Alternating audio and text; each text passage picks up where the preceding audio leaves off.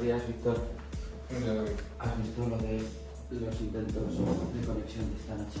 Sí. Estaba mirando. Además, yo creo que está implicado en alguna otra cosa de unos meses atrás, porque me suena luego miramos en el MIS. A ver, tengo la dirección IP por aquí. Mira. Esto hay que avisar al administrador y cortar la realidad, porque claramente está implicado. Muy bien. ¿Vale? ¿Lo miras tú? Sí. Vale. ¿Qué es el grupo de ciberseguridad de la Universidad de Zaragoza y quiénes lo conformáis? Pues actualmente el grupo de ciberseguridad forma parte del área de sistemas dentro del Vicerrectorado de Tecnologías de la Información y la Comunicación de la universidad y está compuesto por David Jiménez y yo, que soy Víctor Pérez. Y bueno, pues básicamente la misión que tenemos como grupo es, bajo el paraguas del Sistema Nacional de Seguridad, intentar desplegar medidas, políticas, procedimientos, protocolos que ayuden a la Universidad de Zaragoza a estar más segura, a tener más seguros sus sistemas de información. ¿Cuál es más o menos la historia del grupo? Bueno, la seguridad de la información en la universidad prácticamente desde los años 90 se han ido desplegando medidas como firewall, copias de seguridad, antivirus, que son medidas más o menos, podríamos llamar, clásicas.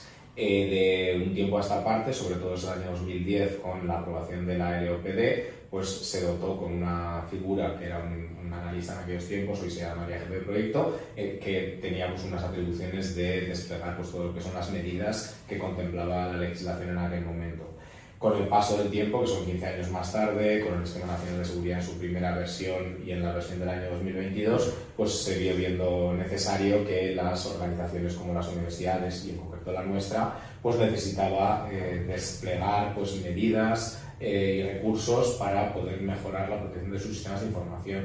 Entonces, bueno, en nuestra universidad, más o menos una universidad de tamaño medio, estaríamos pues parecido que la Autónoma de Madrid o la de Barcelona. Y bueno, pues tenemos una dotación pues, relativamente pequeña para la cantidad de cosas que tenemos un poquito que atender, pero bueno, trabajando pues intentando gestionar todos los incidentes que tenemos, intentando desarrollar nuevos proyectos.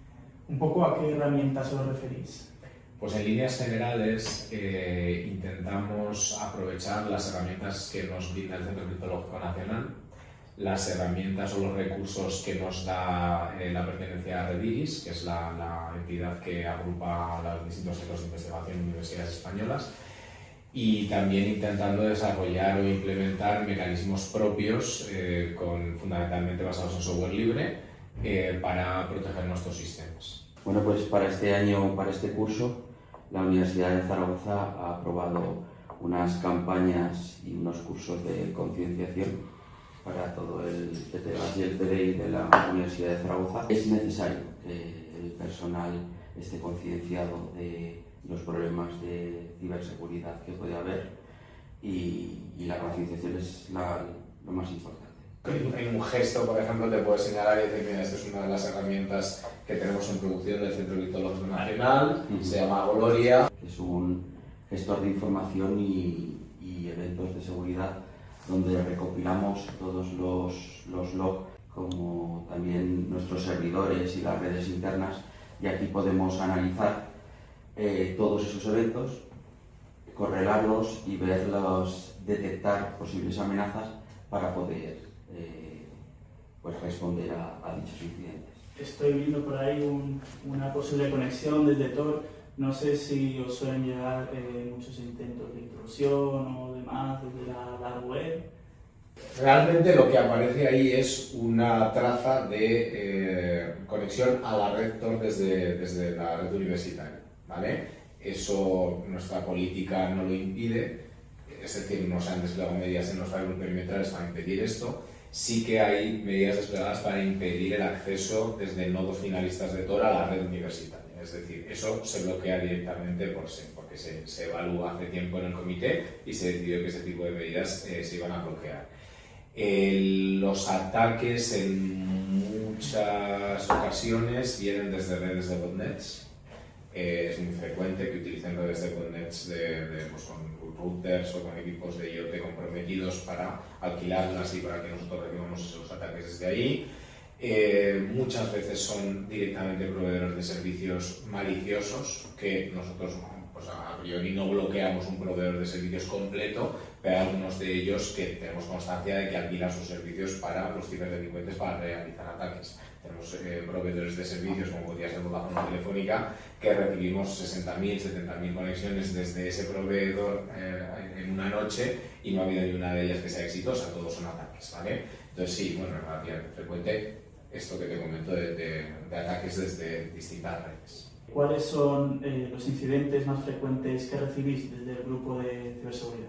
A día de hoy, en 2025, el tipo de incidente más frecuente es el robo de credenciales. El robo de credenciales, la suplantación de identidad para el uso de nuestros servicios. Bien sea, ahora hablar un poco de una medida que fue muy importante, bien sea para acceder a la VPN de la Universidad de Zaragoza, pero sobre todo mucho para el envío de spam, de malware o intentos de fraudes con motivación económica, utilizando credenciales de usuarios de la Universidad de Zaragoza.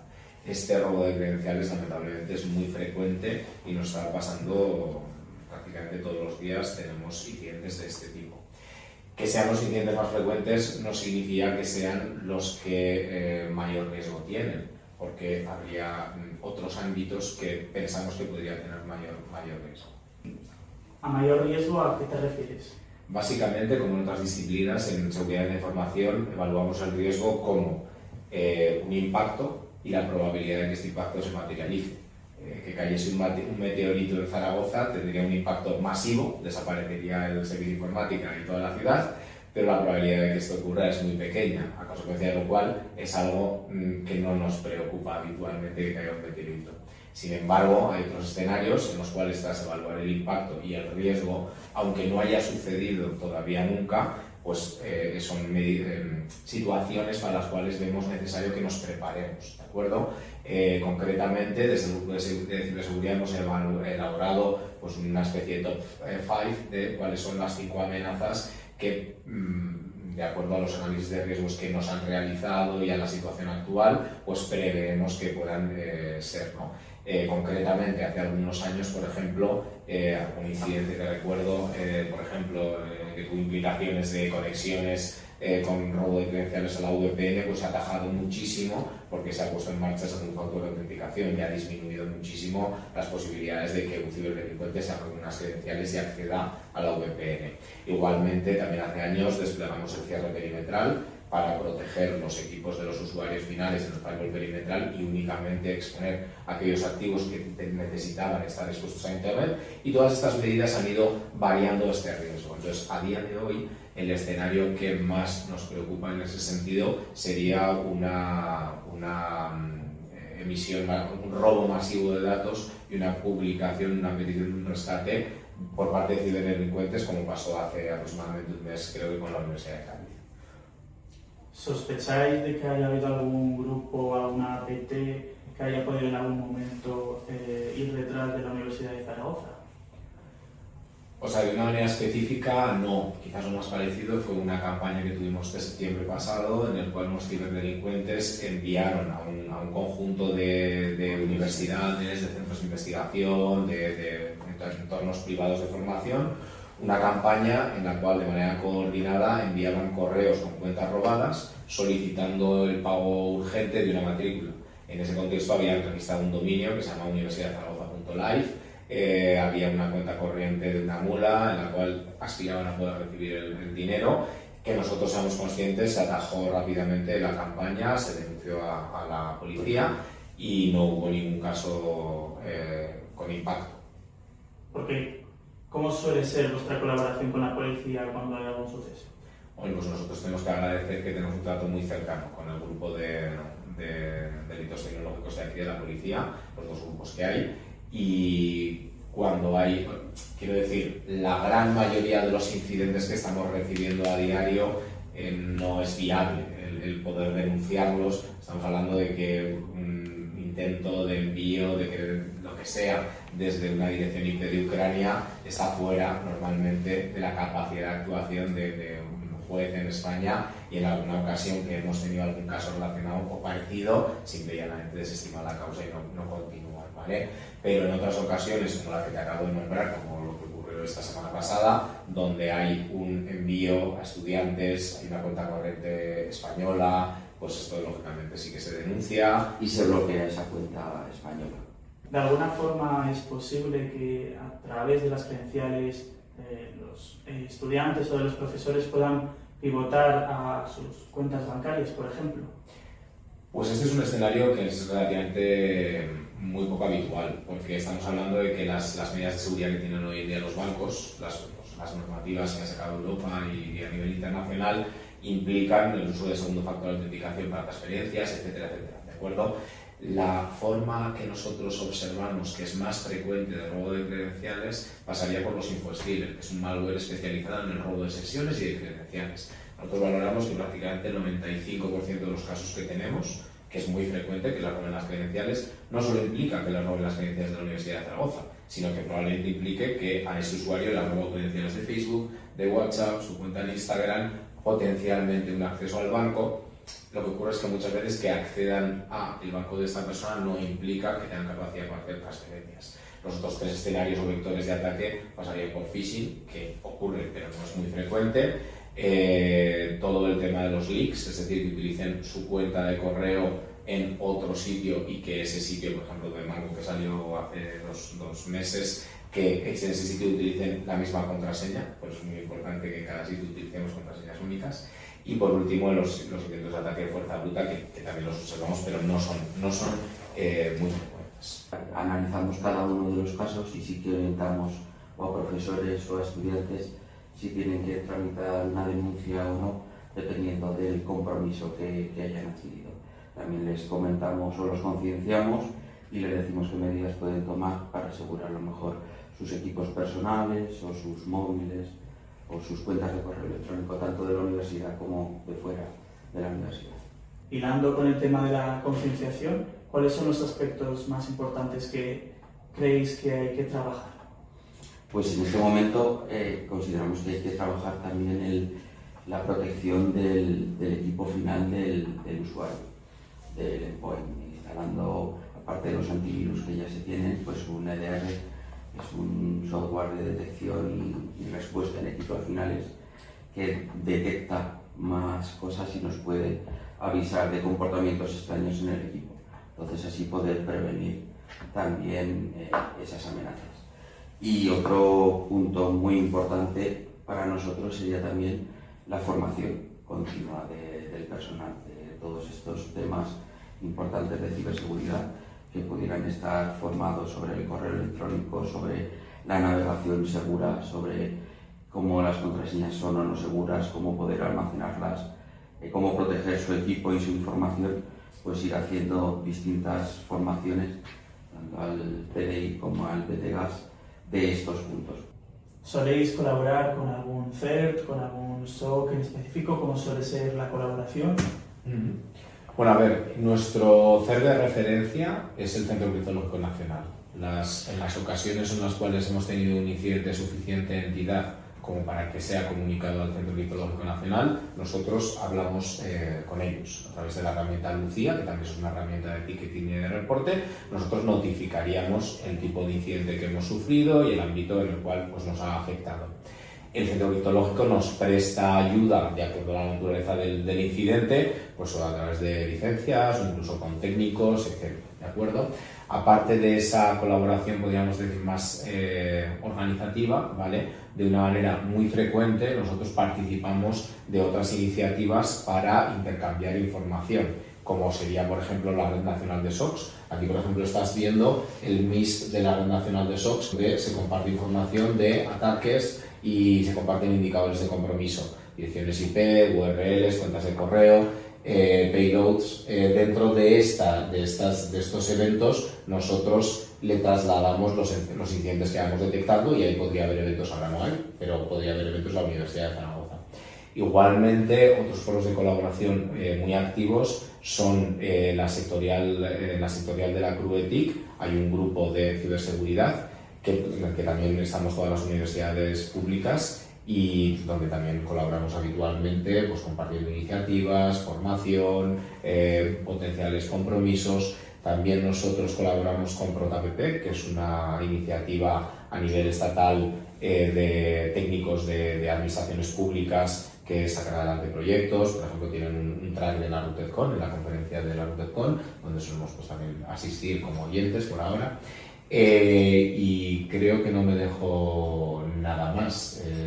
Básicamente estos son los ámbitos en los cuales colaboramos. Es verdad, como novedad este año, a principio de año se firmó un convenio de colaboración con el Gobierno de Aragón, con el Centro de Ciberseguridad que ha puesto en marcha el Gobierno de Aragón, y estamos explorando vías de colaboración. Ahora mismo tenemos un piloto en marcha para probar un EDR, y bueno, pues también con mucha ilusión de que pueda ser una herramienta que también nos ayude a proteger nuestros puestos de trabajo.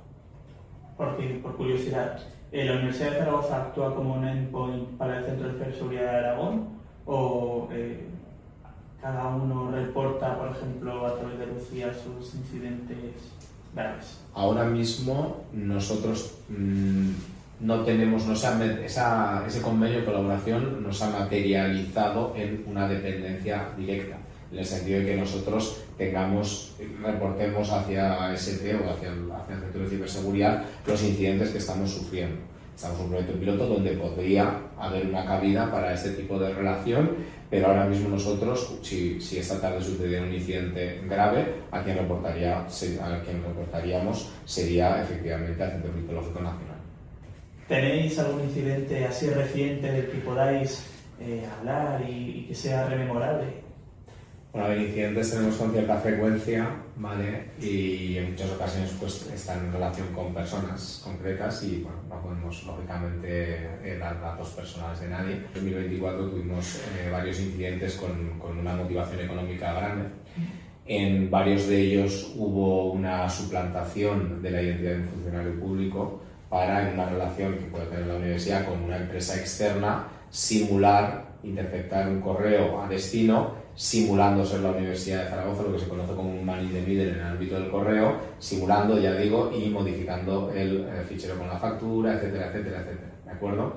Entonces, recuerdo uno concretamente que, gracias a una medida que habían implementado en nuestros compañeros del correo, en el ámbito del correo, que es de KIM, que todos los correos que salen de la universidad salen firmados digitalmente como que han salido de las estafetas de la universidad, pues este correo, bueno, pues cuando nos requirieron que esto podía haber sucedido y que podía haber sido suplantada la identidad realmente en origen, nosotros les pedimos que nos dieran el correo electrónico que habían recibido, y ahí se puede comprobar que había habido una alteración en el cuerpo del mensaje y que la firma que nos estaban entregando no era una firma válida, con lo cual pudimos demostrar que había sido alterado el destino, en este caso sin comprometer a la Universidad de Zaragoza. Una anécdota loca. Loca. Tenemos una muy divertida. Pues esa. Tenemos una muy divertida. Esa. Te das cuenta, a ver, estoy repasando mentalmente si implica a alguien que pueda decir no jodas. O sea, en un determinado momento nos avisó la Policía Nacional que había recibido un comunicado de la Interpol que tenían credenciales nuestras de la VPN y que tenían información, porque esta gente suele tener gente infiltrada, gente que les vende datos, gente tal. Nos mandaron unos PDFs donde se veía que habían escaneado la universidad con credenciales y tal. Pudimos investigar quiénes habían accedido desde geos raras en ese ámbito y pudimos identificar las cuentas concretas que habían robado para acceder a la VPN. Hoy en día eso ya no se puede hacer porque tenemos esos factores, ¿vale? En el transcurso de lo cual nos decían que estábamos ante una situación inminente de ransomware en algún servidor Windows. Eso es un poco putadilla porque tenemos muchos y no nos decían cuál. Empezamos a investigar, a parar máquinas, tal, y luego pudimos ver que la conexión de la VPN iba contra un servidor de la clínica veterinaria, ¿vale?